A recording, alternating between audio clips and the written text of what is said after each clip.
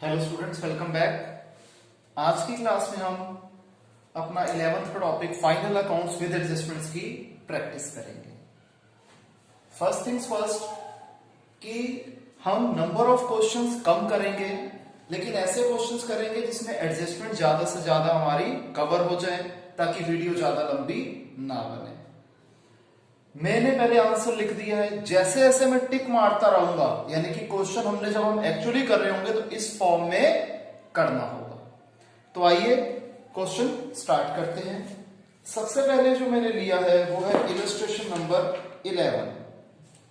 देखिए, ऐसे क्वेश्चंस को करने का तरीका क्या होता है कि सबसे पहले हम एडजस्टमेंट्स को अपनी ट्रायल बैलेंस में मार्क कर देते हैं और फिर क्वेश्चन करना स्टार्ट करते हैं। तो यहां पर हमने एडजस्टमेंट्स ऑलरेडी मैंने अपने क्वेश्चन में मार्क कर रखी है। तो आइए स्टार्ट करते हैं। फर्स्ट एडजस्टमेंट से बिल्डिंग्स को डेप्रिशिएट करना है 5% से। बिल्डिंग है 75,000 की, 75,000 का 5% होता है 3750। हम क्या ट्रीटमेंट करते हैं, एक तो P&L अकाउंट की डेबिट साइड पे आ जाएगा टू डेप्रिसिएशन ऑन बिल्डिंग, और दूसरा बैलेंस शीट की एसेट साइड में हम क्या करेंगे, बिल्डिंग्स लेस डेप्रिसिएशन। ठीक है जी।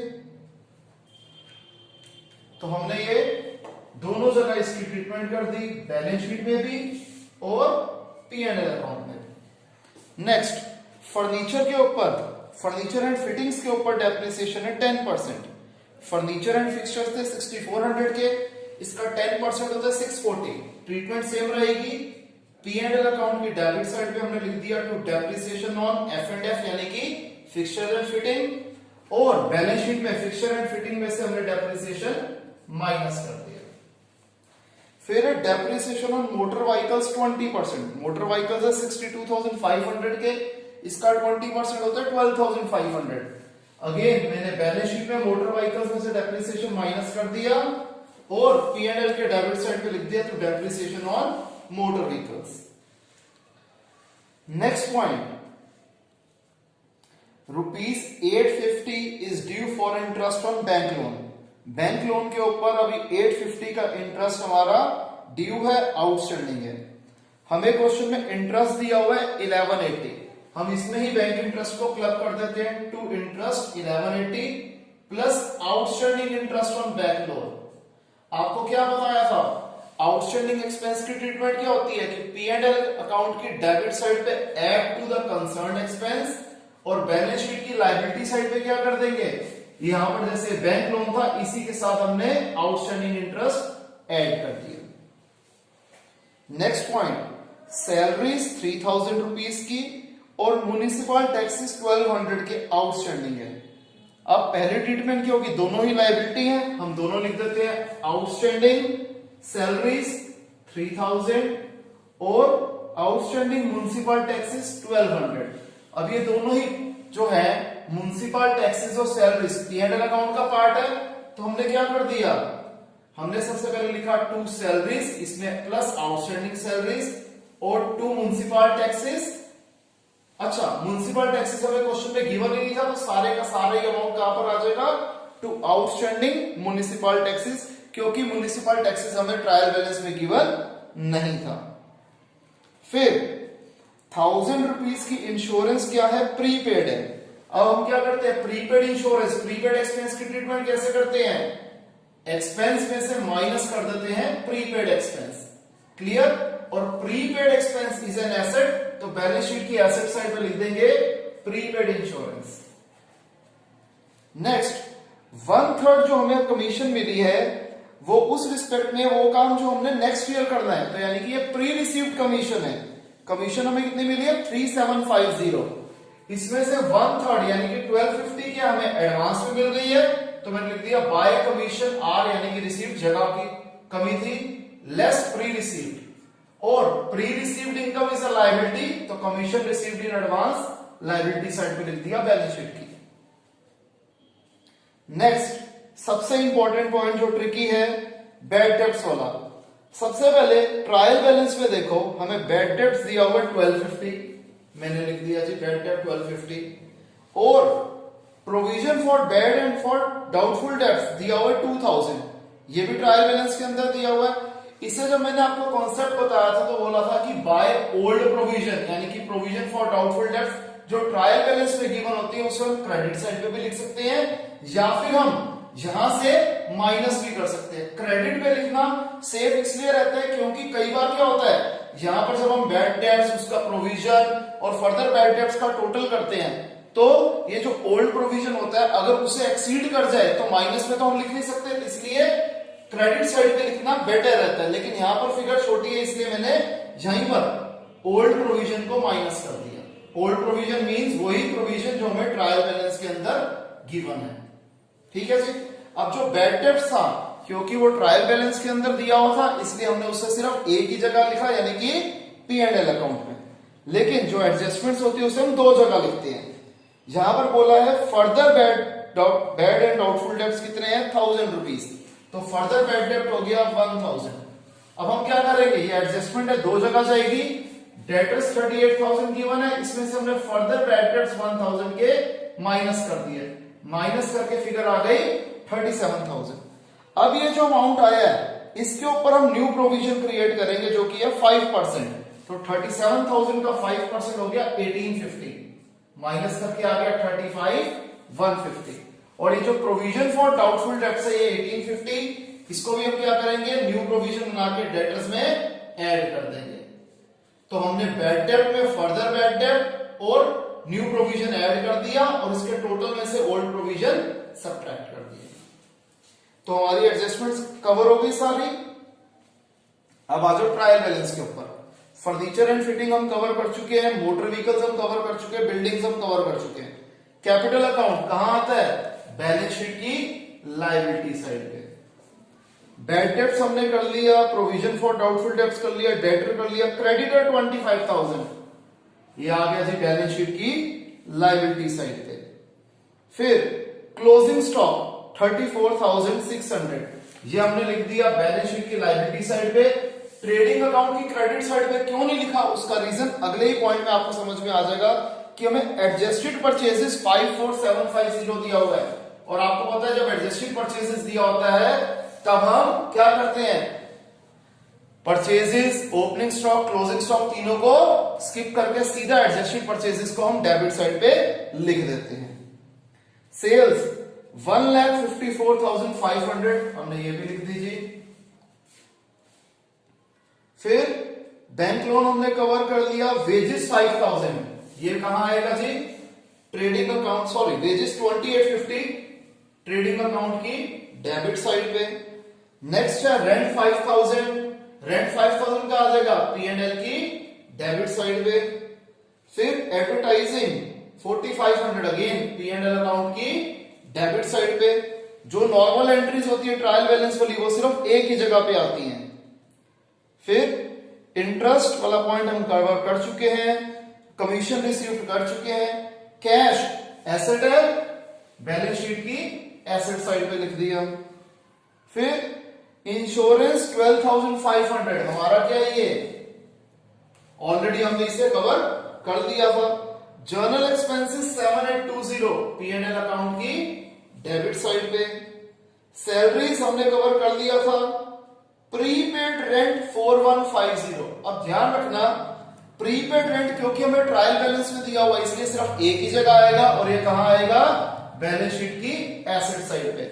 और यही अगर प्रीपेड रेंट हमें एडजस्टमेंट में दिया होता तो हम क्या करते, बैलेंस शीट की एसेट साइड पे तो लिखते ही लिखते, और P&L अकाउंट की डेबिट साइड पे लिखते to rent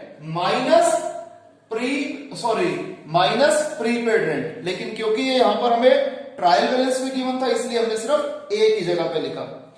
similarly trade expenses accrued but not paid, ये क्या हो गए, आउटस्टैंडिंग ट्रेड एक्सपेंसेस हो गए। इसको भी हमने सिर्फ बैलेंस शीट पे लिखा क्योंकि ये ट्रायल बैलेंस में गिवन था, इसलिए हमारी एडजस्टमेंट्स भी सारी कवर हो गई, हमारा ट्रायल बैलेंस भी कवर हो गया। अब हम देखते हैं यहां पर ट्रेडिंग अकाउंट में क्रेडिट साइड का टोटल बढ़ा, हमने दोनों तरफ लिख दिया, बैलेंसिंग फिगर आ गई to gross profit transfer to P&L account, जो कि आ जाएगा यहां पर P&L अकाउंट की क्रेडिट साइड पे। अगेन P&L अकाउंट की क्रेडिट साइड का टोटल बढ़ा, हमने दोनों तरफ वो लिख दिया। अब क्या हो रहा है जी, यहां पर हमने इन सारी चीजों का टोटल माइनस कर दिया तो आ गया to net profit transfer to capital account, और ये नेट प्रॉफिट कैपिटल में ऐड हो जाएगा। ऐड होके ये आ गया। यहां हमने सारी एडजस्टमेंट, सारे पॉइंट्स कवर किए हुए हैं, टिक लगा हुआ है।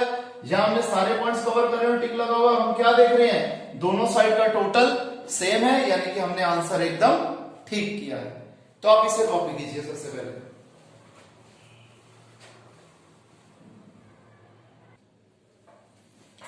तो आइए स्टूडेंट्स एक और बहुत ही इंटरेस्टिंग क्वेश्चन करते हैं। ये है हमारा इलस्ट्रेशन 13। तो वही जैसे आपको समझाया था कि जैसे जैसे मैं टिक मारता रहूंगा उसी फॉर्मेट में अपने क्वेश्चन को अटेम्प्ट करना है। सबसे पहले एडजस्टमेंट्स करेंगे। क्लोजिंग स्टॉक की कॉस्ट थी 35,000, लेकिन इसकी एक्चुअली जो रिलायजेबल वैल्यू है, मार्केट वैल्यू है 30,000।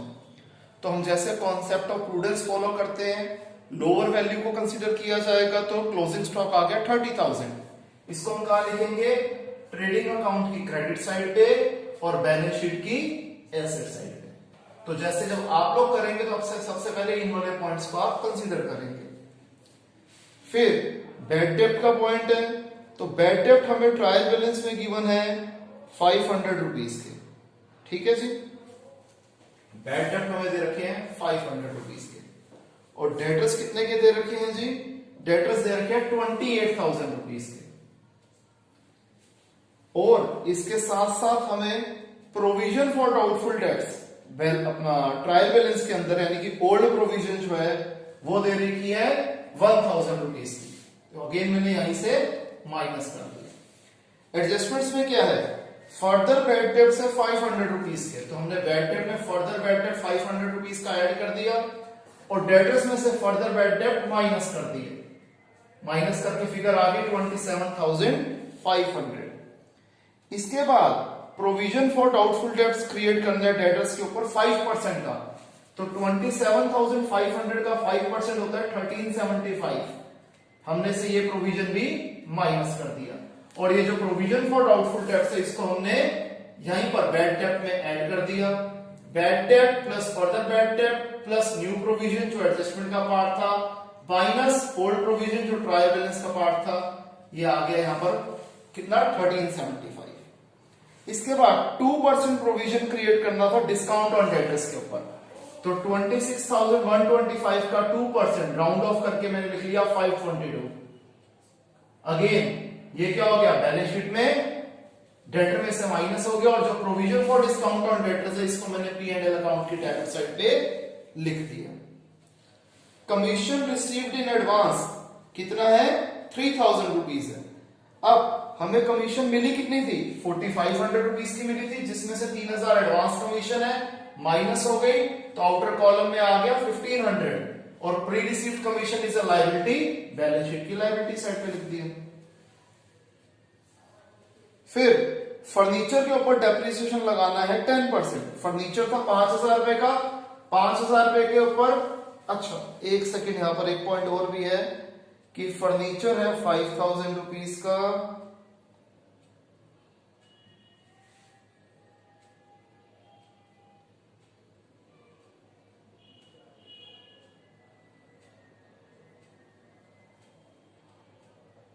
हाँ। अब ये जो फर्नीचर है 5,000 रुपीज का, इसके अंदर 1,000 रुपीज का वो फर्नीचर है जो कि हमने 1 अक्टूबर 19 में खरीदा, यानी कि इस साल के दौरान खरीदा है।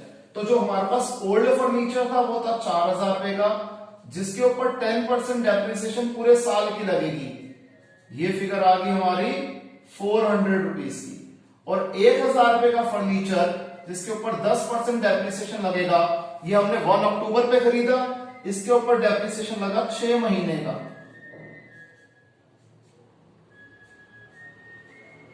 यह आ गया 50 रुपीज। तो टोटल डेप्रिसिएशन ऑन फर्नीचर हो गया 450 रुपीज। तो फर्नीचर लेस डेप्रिसिएशन, और ये जो डेप्रिसिएशन ऑन फर्नीचर है आ जाएगा P&L अकाउंट की डेबिट साइड पे। एक महीने की यानी कि मार्च के महीने की सैलरीज क्या है, आउटस्टैंडिंग है। सैलरीज हमें दे रखी है 11,000 रुपए की, तो ये 11 महीने की है, तो सैलरीज पर मंथ कितनी हो गई, 1,000 रुपए की। तो आउटस्टैंडिंग सैलरी होगी एक महीने की 1,000 रुपए। और हम यहां क्या लिखेंगे P&L अकाउंट की डेबिट साइड पे, to salaries 11,000 plus outstanding salaries 1,000, total हो गया 12,000। एडजस्टमेंट का पार्ट कवर हो गया हमारा। अब ट्रायल बैलेंस पे आ जाते हैं। ओपनिंग स्टॉक 15,000, परचेजेस 1,09,000, डायरेक्ट लिख दिया क्योंकि परचेज रिटर्न क्वेश्चन में गिवन नहीं है। सेल्स 1,80,000, आपको परफॉर्मा ध्यान है तो इसलिए मैं बार बार रिपीट नहीं कर रहा। Manufacturing wages trading account debit side, fuel power and light trading account debit side, salaries का पॉइंट कर लिया, बैड डेब्ट का पॉइंट कर लिया। इनकम टैक्स प्रोप्राइटर की पर्सनल इनकम पे दिया जाता है, so it will be treated as drawings. मैंने लिख दिया कैपिटल में से माइनस कर दिया ड्रॉइंग्स, और क्लियरिटी के लिए लिख दिया इनकम टैक्स 5500। लोन टू परम, अब ये आ गया हिडन एडजस्टमेंट वाला पॉइंट। हमने परम को लोन दिया हुआ है, साल की शुरुआत में दिया था, डेट भी मेंशन्ड है। 5,000 रुपए का इंटरेस्ट दिया था, 10% इंटरेस्ट पूरे साल का कितना हो जाएगा 500 रुपए, जिसमें से हमें 300 रुपए का इंटरेस्ट मिल भी चुका है, अगली लाइन में दिया हुआ है। तो सबसे पहले जो हमने लोन दिया हुआ है वो हमारा एसेट है, तो हमने क्या लिख दिया लोन टू परम 5,000। अब 500 में से 300 रुपए इंटरेस्ट हमें मिल गया, इनकम साइड पे लिख देंगे to interest on loan to Param 300 रुपए। टोटल इंटरेस्ट बनता था 500 रुपए, तो 200 रुपए अभी भी अक्रूड है, तो ये हो जाएगा प्लस अक्रूड इंटरेस्ट 200, टोटल हो गया 500 रुपए। और जो 200 रुपए अक्रूड इंटरेस्ट का पार्ट है उसके हम लोन टू परम में ऐड भी कर देंगे। जब मैंने आपको कॉन्सेप्ट दिया था इंप्लाइड एडजस्टमेंट का, तब आपको समझाया था कि अगर लोन हमने क्या कहते हैं लिया हुआ है तो कैसे करेंगे। ये उसका उल्टा पॉइंट है कि हमने लोन दिया हुआ था उसके ऊपर रिटर्न एडजस्टमेंट थी। मैं एक बार रिपीट कर देता हूं, 5,000 रुपए का लोन था जिसके ऊपर 10% इंटरेस्ट पूरे साल का बनता है 500 रुपए, ठीक है जी। तो हमारी इनकम होनी चाहिए 500 रुपए, हमें 300 रुपए का इंटरेस्ट मिल चुका है, तो बचा हुआ 200 रुपए क्या हो गया आउटस्टैंडिंग इंटरेस्ट हो गया। और जो हिडन एडजस्टमेंट होती है वो दो जगह जाती है, तो इसलिए 200 रुपए को हम दूसरी जगह कहां लिखेंगे लोन टू परम में हम ऐड कर देंगे अक्रूड इंटरेस्ट 200 रुपए, तो टोटल फिगर आ गई 5200 रुपीज की। कमीशन रिसीव्ड हम कर चुके हैं। कैश इन हैंड एसेट है, हमने लिख दिया जी बैलेंस शीट की एसेट साइड पे। रेंट 4,000 रुपए P&L अकाउंट की डेबिट साइड पे लिख देंगे। फिर रेंट आउटस्टैंडिंग ट्रायल बैलेंस में गिवन है, अगेन एक ही जगह आएगा, कहां आएगा ये बैलेंस शीट की लायबिलिटी साइड पे। प्रोविजन फॉर डाउटफुल डेब्ट्स हमने कर लिया, फर्नीचर का पॉइंट हमने कर लिया। बिल रिसीवेबल एसेट है, लिख देते हैं जी एसेट साइड पे। बिल पेएबल लायबिलिटी है, लिख देते हैं जी लायबिलिटी साइड पे।